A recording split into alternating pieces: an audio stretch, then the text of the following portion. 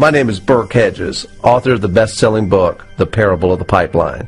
I open my book with a story about Pablo and Bruno, who take two very different paths in their quest for financial independence.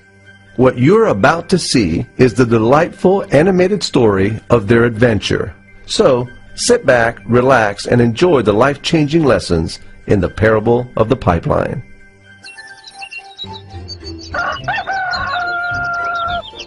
Far away, in a small village, near a beautiful valley, lived two friends, Pablo and Bruno. They were both young and dreamed of a better life for themselves. They'd often discuss their dreams about how they would become the most successful men in the village. They weren't afraid of hard work, and they searched for opportunities to help realize their goals and achieve their dreams. One day, an opportunity presented itself.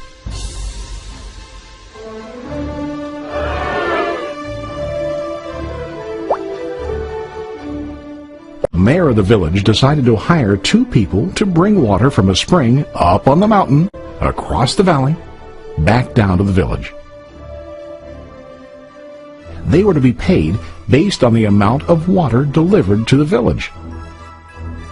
Bruno and Pablo enthusiastically got to work. Every day, from morning till evening, they carried buckets to and from the spring. They worked hard, carrying water to the village. In the evening, they'd return home with their day's wages.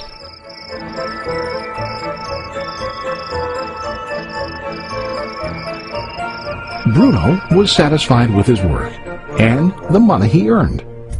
He was sure that with this work he could achieve his dreams. Bruno thought that to increase his wages he could use bigger buckets to bring more water each trip. He believed with a larger income he would soon be able to buy a cow and the house that he dreamed about.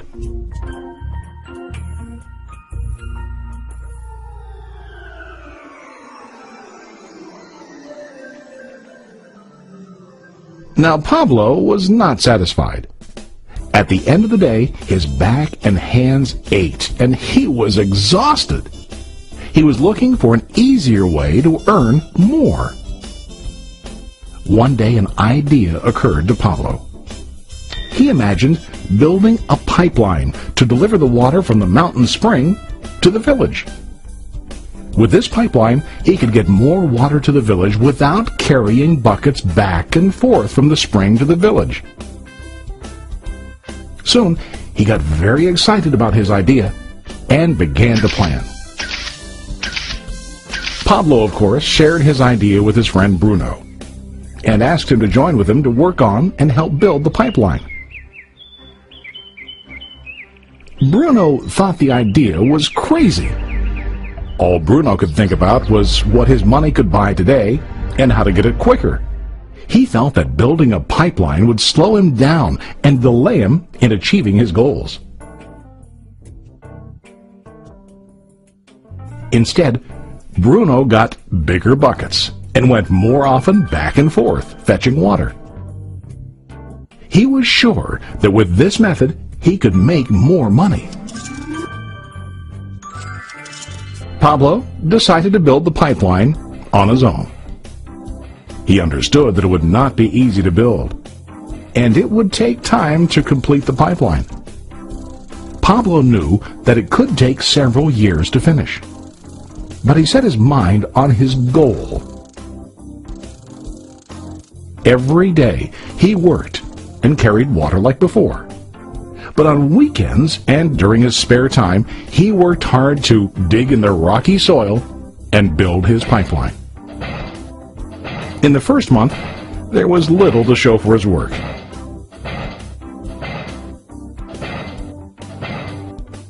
Bruno and the villagers laughed and teased him.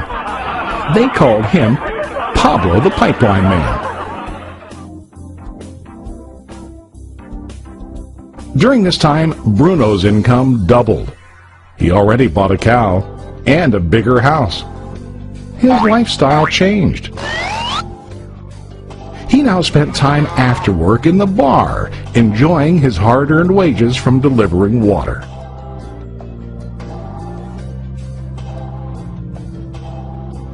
What Bruno didn't realize was that his body was starting to stoop from carrying heavy buckets every day.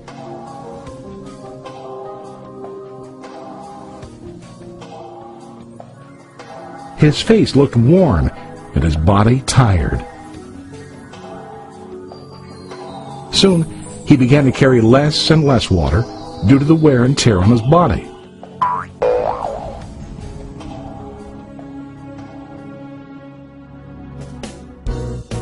Month after month, Pablo worked. Soon a year passed, and then a second year. Finally, Pablo finished his pipeline. He now used his pipeline to deliver water to the village instead of carrying buckets. Pablo was now earning more money than ever before. The water continued flowing to the village, while Pablo wasn't working. While he slept and ate, the water flowed. Pablo was happy and proud of his insight, persistence, and hard work. Now his income flowed as long as the water flowed through his pipeline.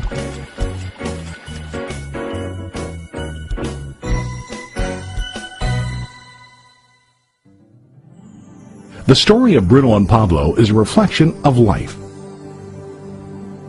Their jobs symbolize what most people do to earn money.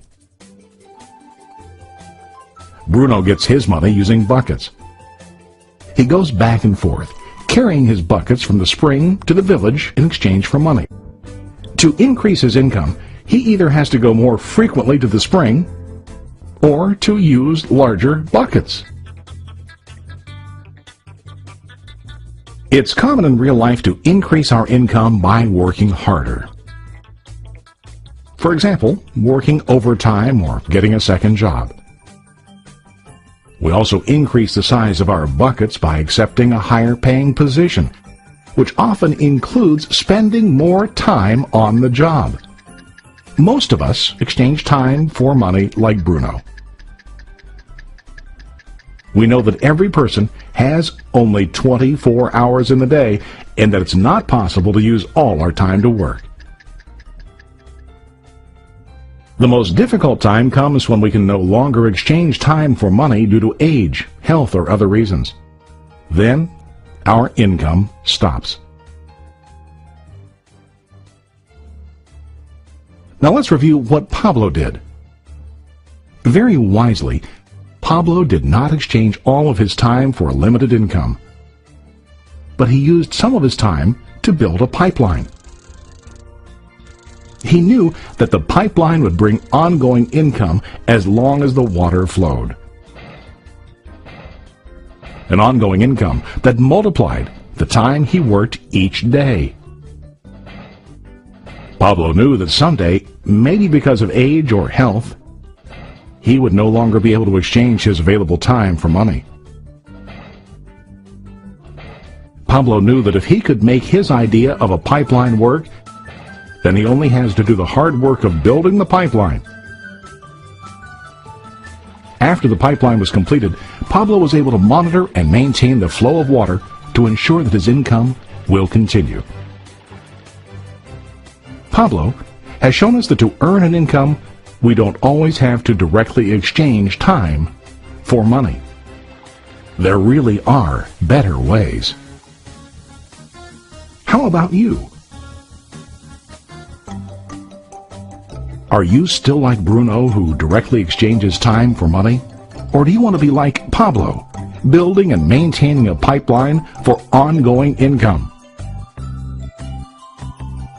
If you are interested in the idea of building your own pipeline, contact the person who lent you this presentation.